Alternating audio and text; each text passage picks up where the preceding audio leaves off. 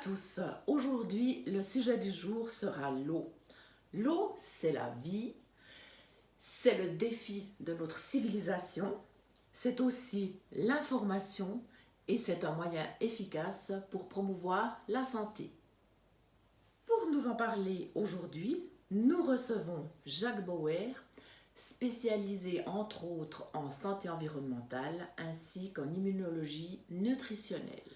Jacques Bauer, et bien maintenant, parlez-nous de cette eau que nous employons tous les jours, que nous pensons être propre, saine et revitalisante, en bref, bénéfique pour notre santé. Qu'en est-il réellement? Alors, ce qu'il en est réellement, c'est qu'aujourd'hui, vous avez au fond 4 sources à partir desquelles vous pouvez vous approvisionner en eau, sachant que l'eau est extrêmement importante pour l'organisme.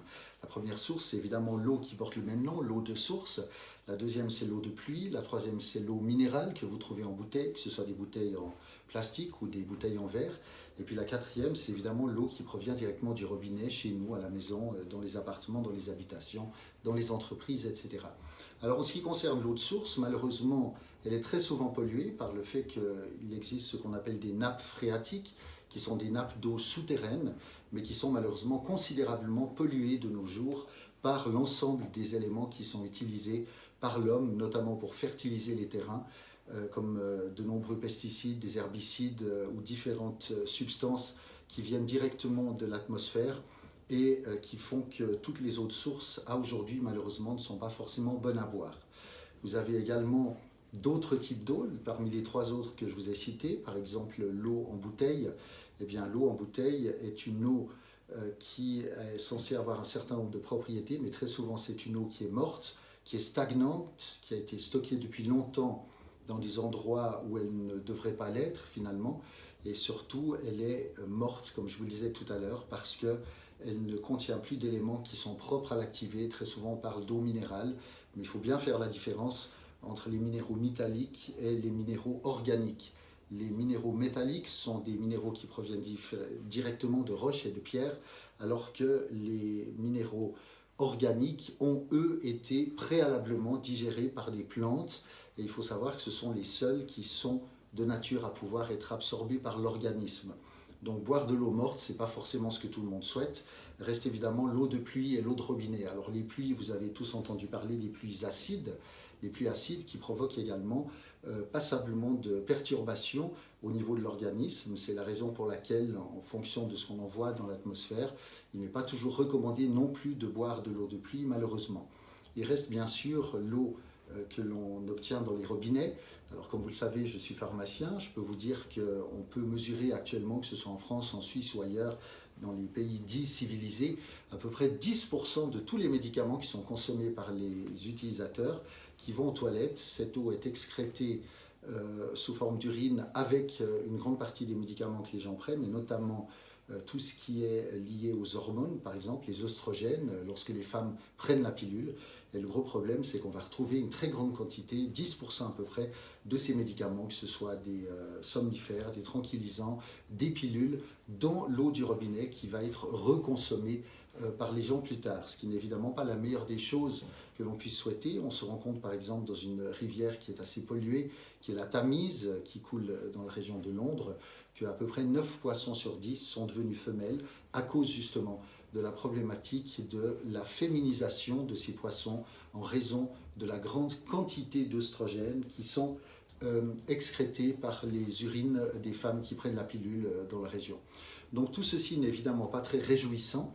Et c'est la raison pour laquelle il est de plus en plus nécessaire de nos jours d'abord de prendre conscience de l'importance de l'eau, de la respecter, de la régénérer, de la filtrer, mais également il faut bien faire la différence entre les toxines que l'on peut trouver dans l'eau, que ce soit dans l'eau du robinet ou ailleurs, comme je l'ai décrit précédemment, et les informations négatives que l'eau renferme.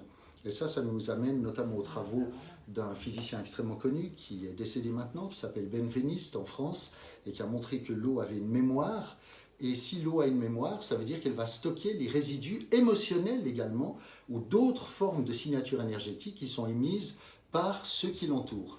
On connaît également les travaux du docteur Emoto, Masaru Emoto, qui est un célèbre physicien au Japon, malheureusement décédé en 2012, qui a créé un laboratoire qui a été repris maintenant sous forme d'un nom qui est AdoLife et qui permet de montrer l'état des cristaux d'eau lorsqu'ils ont été refroidis à moins 25 degrés et observés sous un microscope. Et on voit que cette eau peut totalement changer en fonction de ce qui l'entoure au niveau environnemental, mais également en fonction des émotions, des pensées, c'est-à-dire quelque chose qui n'est pas palpable, qui n'est pas tangible, mais qui n'en demeure pas moins extrêmement impactant sur la qualité de l'eau et les messages qu'elle va transmettre. Et dans ce contexte, il fallait trouver les moyens de pouvoir, d'une certaine manière, non seulement filtrer l'eau, il y a énormément de filtres dans le commerce, je vais renoncer de tous les énumérer ici bien sûr, mais il était important de pouvoir aussi retirer de ces molécules d'eau toutes les informations négatives qu'elles contiennent pour lui redonner son caractère de fluidité et un haut niveau énergétique à partir duquel, bien évidemment, les organismes biologiques, qu'ils soient humains, animaux ou végétaux, puissent retrouver le meilleur d'eux-mêmes. Très bien. Donc, vous nous dites, si j'ai bien compris, que cette eau, elle garde des mémoires. Absolument. Et donc, aujourd'hui, avons-nous la possibilité de remédier à tout cela? Alors, on a la possibilité, effectivement, et c'est bien la raison pour laquelle je suis heureux de pouvoir le porter à l'attention de tous les consommateurs. Il existe un groupe de recherche en Suisse qui s'appelle Highlight Métaphysique, qui travaille notamment avec des centres de recherche spatiale, de même que de physique quantique, et qui ont mis en place un élément qui s'appelle le Water Vital Resonance Converter, que l'on peut mettre autour des arrivées d'eau dans les appartements, dans les habitations, dans les maisons, dans les entreprises, et qui permet non pas de filtrer l'eau, mais de pouvoir neutraliser toutes les informations négatives qu'elle pourrait contenir, et ceci dans un délai extrêmement court, puisque le simple fait pour l'eau de circuler à l'intérieur de ce tuyau et d'être confrontée aux messages énergétiques qui sont envoyés par le Vital Water Converter va leur permettre de se nettoyer en quelque sorte de l'ensemble de ces informations énergétiques négatives qui la constituent. Il faut bien se rappeler une chose, c'est qu'on peut agir sur 3 niveaux, au niveau de l'information, au niveau de l'énergie et finalement de la matière. La plupart du temps, les gens ne pensent qu'à la matière parce que c'est ce qui est visible, ce qui est palpable, mais il faut se souvenir, et c'est un prix Nobel qui l'a démontré en 1984, le docteur Carlos Rubia, que la quantité matière, c'est-à-dire solide, ne représente qu'un milliardième de tout ce qui est de nature vibratoire, auquel appartiennent bien sûr les informations et l'énergie. Très bien. Donc maintenant, on part du principe qu'on a installé notre converteur sur notre arrivée d'eau principale. On bénéficie d'une eau qui est libérée de toutes ses mémoires, qui est pure, qui est vitalisée. Et quel effet aura-t-elle sur notre organisme, aussi sur notre santé? Bien évidemment, à partir du moment où tous ces ballasts émotionnels, ces ballasts informationnels ont été neutralisés, retirés, eh bien l'eau va retrouver en quelque sorte ses caractéristiques originelles, c'est-à-dire le fameux bouillon de culture à partir duquel toute forme de vie a émané il y a des milliers et des milliers d'années de ça. Et cette eau va nous donner, entre autres, la capacité de nous sentir beaucoup plus énergétisés, puisque l'eau est nécessaire dans toutes les parties de l'organisme. Ce n'est pas pour rien d'ailleurs que nous sommes composés de manière générale et en moyenne à plus de 3/4 d'eau. C'est évidemment extrêmement important. Donc il y aura des conséquences en termes d'énergie, en termes de santé, en termes de fonctionnement, en termes de longévité, et également au niveau par exemple des télomères.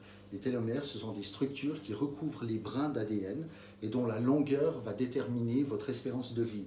Il faut savoir que cette longueur peut être affectée par des événements positifs favorablement et par des événements négatifs défavorablement. C'est tout ce dont je parle dans la vidéo que j'ai créée à cet effet et qui sera disponible pour tous ceux qui souhaitent en savoir plus. Très bien. Et maintenant, la question importante, comment se procurer ce convertisseur d'eau? Alors, pour pouvoir se le procurer, il faut le commander à Highlight Métaphysique. Et pour ceci, c'est très simple. Il vous suffira de demander à la personne qui vous a montré cette vidéo de faire les démarches nécessaires ou de vous donner les informations nécessaires pour que vous puissiez vous équiper, que ce soit au niveau d'une maison, d'un appartement, mais également de manière plus large au niveau des centres thermaux, au niveau des hôtels, au niveau des entreprises, sachant que même en termes de bien-être et de productivité, tout le monde en sortira gagnant. Ce qui est intéressant aussi, je suppose, c'est que si on décide, on est un centre thermal, on décide de filtrer son eau, de la revitaliser, de la débarrasser de toutes ses mémoires, je suppose qu'après on peut obtenir un certificat ou un diplôme qui peut dire à nos clients que ben voilà, oui, nous, on va plus loin, on vous offre une eau revitalisante, mais on vous offre aussi une eau libérée de toutes ses mémoires. Alors c'est une question effectivement qui méritait d'être soulevée. Oui, la firme iLight Métaphysique, en collaboration avec le laboratoire AdoLive, qui est le laboratoire mondial de référence sur la qualité cristalline de l'eau, vont établir une certification officielle européenne qui reconnaîtra les hôtels ou les établissements thermaux ou les entreprises qui ont équipé leur tuyau de ce Vital Water Resonance ou Biorésonance Converter, de telle manière que les gens pourront se rendre compte qu'ils sont allés à un niveau nettement supérieur aux autres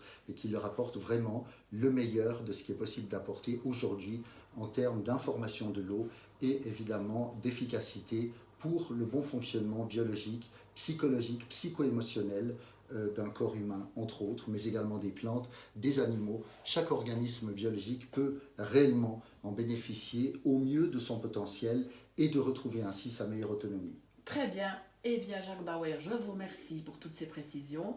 Et puis, je vous dis à vous pour une prochaine information, toujours axée sur la biorésonance. Au revoir. À bientôt.